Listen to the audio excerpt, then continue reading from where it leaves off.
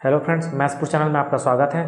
हम लोग पिछले क्लास में विभाज्यता से रिलेटेड हम लोग 2 क्वेश्चन देखे हुए थे, है ना। अच्छा क्वेश्चन था। और आज हम लोग एक नया टॉपिक पढ़ेंगे, है ना। विभाज्यता के ही अंतर्गत है, वो क्या है, उत्तरोत्तर विभाजन या क्रमिक विभाजन, ठीक है, जिसको इंग्लिश में क्या बोलते हैं, सक्सेसिव डिवीजन, है ना। बहुत ही आसान है और ये चीज़ हम लोग करते हुए हैं, सिंपल तरीके से भी सीखेंगे और इसको कैसे हम लोग जल्दी कम समय में बना सके वो भी हम लोग सीखेंगे, है ना।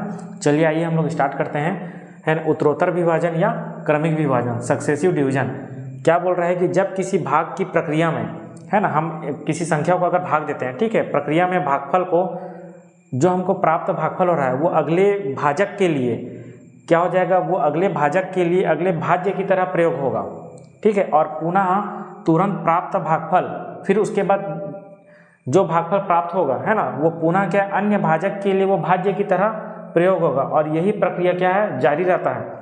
इसी को ही क्या बोलते हैं, उत्तरोत्तर भाग या उत्तरोत्तर विभाजन कहते हैं। जैसे कि यहाँ पे मैं जो संख्या लिया हूँ वो मेरा 150 है ना। 150 है, वो क्या है, अभी ये भाज्य है यहाँ पे, है ना, भाज्य की तरह प्रयोग कर रहे हैं और उसको भाजक कितना है, 4। तो जब उसको 4 से अगर हम लोग भाग दे रहे हैं तो हमारा भागफल क्या प्राप्त हो रहा है, 37। अब ये जो भागफल है वो जो दूसरे भाजक के लिए वो क्या काम कर रहा है, जो 37 है वो भाज्य की तरह काम कर रहा है ना, भाज्य की तरह काम कर रहा है। फिर ये देखो दूसरा भाजक है उसको भाग दिए हैं, फिर जो हमारा भागफल प्राप्त हुआ, ये अब जो भागफल है वो अब किसी अन्य भाजक के लिए वो क्या है, भाज्य की तरह काम करेगा, है ना, भाज्य की तरह उसका प्रयोग होगा, ठीक है। तो इसी को ही हम लोग क्या बोल रहे हैं, सक्सेसिव, मतलब क्रमिक, है ना, क्रम से, यानी कि इसको भाग दे रहे हैं, जो भागफल है उसको फिर दूसरे अन्य भाजक से भाग दे रहे हैं, फिर जो भागफल हमको प्राप्त हो रहा है फिर उसको किसी अन्य तीसरे भाजक से भाग दे रहे हैं। तो जो हमको शेषफल प्राप्त हो रहा है, जैसे कि हम लोग 4 से इसको भाग दिए तो हमारा भागफल तो ये प्राप्त हुआ, लेकिन शेषफल क्या प्राप्त हुआ, 2। वैसे इसको जो भागफल प्राप्त हुआ अन्य भाजक के लिए क्या हो गया, वो भाज्य की तरह काम किया, तो उसका जो शेषफल प्राप्त हुआ कितना है, 2। और वैसे ही जो आगे की प्रक्रिया में क्या शेषफल प्राप्त हुआ, 1 प्राप्त हुआ। तो उसको मैं इस तरीके से भी लिख सकता हूँ, जैसे कि मैं इसको एक अभाज्य गुणनखंड विधि जैसा, है ना, एलसीएम जैसा लिख सकता हूँ, भाग दे रहा हूँ, है ना। अभाज्य गुणनखंड तो नहीं बोल सकता क्योंकि यहाँ पे 4 आ जा रहा है इस टाइप का, है ना। तो देखो, अगर मैं पहली संख्या को, अगर 150 को मैं 4 से भाग दे रहा हूँ तो यहाँ पे मेरा भागफल आ गया 37, 4 तिया 12, है ना, 3 बचा और 4 सत्ते 28, तो शेषफल मेरा क्या बचा, यहाँ 2। ये मेरा यहाँ पे क्या है, ये मेरा शेषफल है, ये चीज़ है वो मेरा शेषफल है। वैसे फिर जो भागफल प्राप्त हुआ अन्य के लिए, दूसरे भाजक के लिए क्या हो गया, भाज्य की तरह काम किया, फिर इसको मैं भाग दिया 5 सत्ते 35, तो फिर मेरा शेषफल कितना बचा, 2 बचा। फिर वो जो भागफल प्राप्त हुआ कि वो तीसरे भाजक के लिए क्या, भाज्य की तरह काम किया, तो तीसरे भाजक यानी कि यहाँ 3 से भाग दिया, 3 दूनी 6, तो मेरा शेषफल कितना आया, 1 बचा, है ना। तो ऐसे ही हम लोग को आगे सीखना है, ठीक है। ये एकदम सिंपल है, हम क्वेश्चन करेंगे तो आप लोग को अच्छे से समझ में आएगा, है ना। चलिए एक क्वेश्चन देखते हैं, क्या लिखा है कि वह न्यूनतम संख्या क्या होगी जिसे 2, 5, 4 व 3 से उत्तरोत्तर भाग देने पर, है ना, क्वेश्चन में हमको ये बोला रहेगा उत्तरोत्तर भाग देने पर, या क्रमिक या सक्सेसिव या क्रमागत, है ना, भाग देने पर प्राप्त शेषफल क्रमशः क्या प्राप्त हो रहा है, 1, 1, 3 व 1 प्राप्त हो रहा है ना। तो वो संख्या कौन सी है, न्यूनतम संख्या। तो देखो, इसको हल करने का ना बहुत सारा तरीका है, जिसमें पहला तरीका तो ये है सिंपल कि आप किसी भी एक संख्या को लेके देख लो, है ना, कोई सा भी। अगर आपको ऑप्शन लगता है, जैसे कि अगर मैं, देखो क्या बोल रहा है, 2 से भाग दूंगा तो क्या प्राप्त होगा, शेषफल 1। तो ऐसा संख्या देखो जो 2 से भाग दूंगा तो 1, तो ये देखो, ये तो 2 से पूरा का पूरा भाग चला जाएगा, शेषफल 0 आएगा, तो ये तो ऑप्शन ऐसे ही कट हो गया। बी, सी और डी तीनों है, इसमें अगर मैं भाग दूंगा तो शेषफल 1 प्राप्त हो रहा है ना। फिर उसके बाद 5 से भाग करके देखो तो शेषफल मेरे को 1 प्राप्त होना चाहिए, मतलब जो उसके बाद जो भागफल जो आएगा, है ना, तो उसको हम लोग वैसे ही करके देख सकते हैं ऑप्शन के जरिए, है ना। लेकिन हम लोग को क्या है कि बिना ऑप्शन के हम लोग डायरेक्ट अगर हल करते हैं तो हमको कैसे हल करेंगे वो चीज़ को सीखना है ना। तो देखिए क्या लिखा है, हम लोग को इसको हल करने का डायरेक्ट मैं मेथड बता रहा हूँ कि हम लोग को यहाँ पे दिया है, क्या बोल रहे हैं, 2 से 5 से और 4 से और 3 से मैं 2, 5, 4, 3 से भाग दे रहा हूँ, तो मेरा शेषफल क्या क्या प्राप्त हो रहा है, 1, 1, 3 और ये 1, ये मेरा शेषफल है ना। इधर वाला मैं शेषफल लिख दिया हूँ। ऐसे ही आप लोगों को बनाना है, ये शेषफल है और ये जो संख्या है ना, इस संख्या से भाग दे रहे हैं, कहने का मतलब ये मेरा भाजक हो गया। तो हमको क्या निकालना है, वह न्यूनतम संख्या निकालना है, यानी कि हमको भाज्य निकालना है, ठीक है।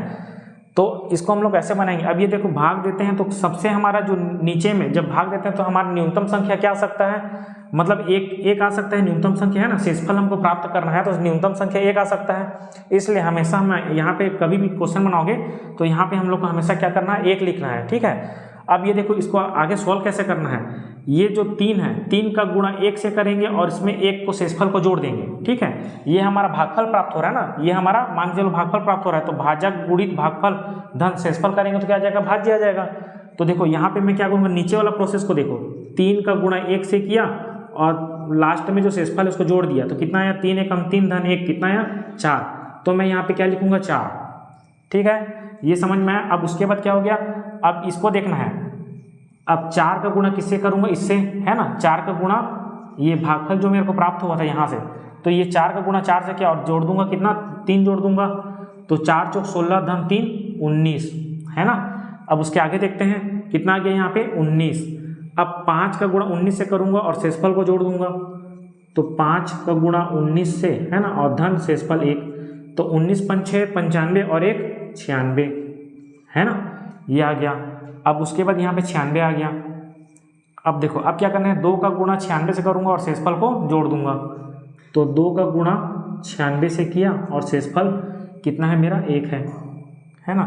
तो कितना हो गया, 96 दूनी कितना होता है 192, है ना, और 1 193, ठीक है। तो 193 मेरा क्या हुआ यहाँ पे, वह न्यूनतम संख्या है जो जिसे 2 5 4 3 से उत्तरोत्तर भाग देने पर प्राप्त शेषफल हमको क्या प्राप्त होता है, 1 1 3 और 1 प्राप्त होता है ना। तो यहाँ मेरा आंसर क्या हो गया, यहाँ मेरा आंसर है 193 ये मेरा आंसर है। बहुत ही कम समय में इसको हम लोग आसान तरीके से और बिना ज़्यादा कोई गलती, इसमें ज़्यादा कुछ गलती करने का गुंजाइश नहीं है, क्योंकि बस सिर्फ गुणा ही करना है, गुणा करना आना चाहिए। और उसके बाद मैं वही चीज़ बताया कि इसको हम मान लेना है ये भागफल है, वही भाज्य की तरह काम कर रहा है।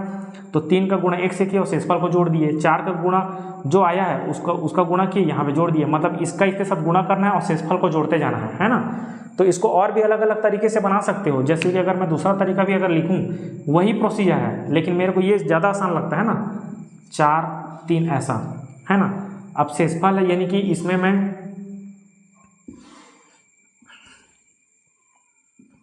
ये 1 1 3, है ना, ये हो गया। तो इसका मैं क्या करूँगा, इसमें धन 1 कर दिया, है ना, इसमें धन 1 किया, ठीक है। उसके बाद धन 1 किया तो कितना हो गया, ये 4, है ना, 4 हो गया। फिर उसके बाद ये 4 हुआ। फिर उसके बाद हम लोग क्या करना है, यहाँ से इसका गुणा करना है, 4 बन गया। फिर इसका इससे गुणा करना है और इसमें जोड़ देना है ना। तो वही जो आएगा ये 4 चौक 16 3 19, है ना। फिर 19 पंचे यहाँ से गुणा करना है, फिर इसको जोड़ देना है ना, 95। फिर उसके बाद जो आएगा इससे गुणा करना है और इससे गुणा करना है और इससे जोड़ देना है, तो जो आएगा वो मेरा आंसर। तो वही चीज़ किया हूँ, बस उसका वो प्रोसीजर है वो, है ना। तो मेरे को ये ज़्यादा आसान लग रहा है, साफ़ सुथरा भी है और अच्छे से भी लग रहा है। ये भी बना सकते हो तुरंत, है ना। ये हमेशा याद रखना कि नीचे में हमेशा 1 करके ही बनाना है। आगे हम लोग 2-3 क्वेश्चन हल करेंगे और सीखेंगे, है ना। तो आज के लिए ये टॉपिक को अभी नहीं रहने देते हैं ना, फिर नेक्स्ट वीडियो में हम लोग 2-3-4 क्वेश्चन इसका देखेंगे। बहुत ही आसान है और बहुत ही कम समय में ये तुरंत अच्छे से बन जाएगा। या फिर मैं वही बताया, दूसरा मेथड क्या है, आप एक कोई से भी संख्या को ले लो, है ना। बस ये तो नहीं होगा, बाकी तो एक बार हो सकता है ना। तो कोई से भी संख्या को लेकर देखो, भाग करके देख सकते हो, वो भी एक बेस्ट ऑप्शन। अगर आपको कुछ भी मेथड अगर याद नहीं हो रहा है या कुछ भी पता नहीं है तो सबसे वो बेस्ट है ना, वो भी ऑप्शन है ना। आपके पास समय भी रहता है, CGPSC और व्यापम में तो बहुत समय रहते हैं सब बनाने के लिए, है ना। तो आज के लिए इतना ही है ना। और आपको अगर कुछ भी वीडियो में कुछ भी डाउट हो रहा है तो मेरे को कमेंट बॉक्स में कमेंट कर सकते हैं। और वीडियो आप लोगों को पसंद आ रहा है तो प्लीज़ वीडियो को लाइक करिए, है ना, सब्सक्राइब करिए और दूसरों लोगों को भी शेयर करिए, है ना। और इस पे मतलब विभाज्यता के ऊपर अभी हम लोग और भी 2-4 वीडियो बनेगा। इसके बाद हम लोग रिमाइंडर थ्योरम यानी कि शेषफल प्रमेय पढ़ेंगे, वो भी बहुत आसान है, मतलब इसी से रिलेटेड है ना। बस हम लोग को भाग देने आना चाहिए और हम लोग ऐसे सीखते जाएंगे, है ना। आप लोग, है ना, इसको अच्छे से देखिएगा वीडियो को, ठीक है। आज के लिए इतना ही, धन्यवाद।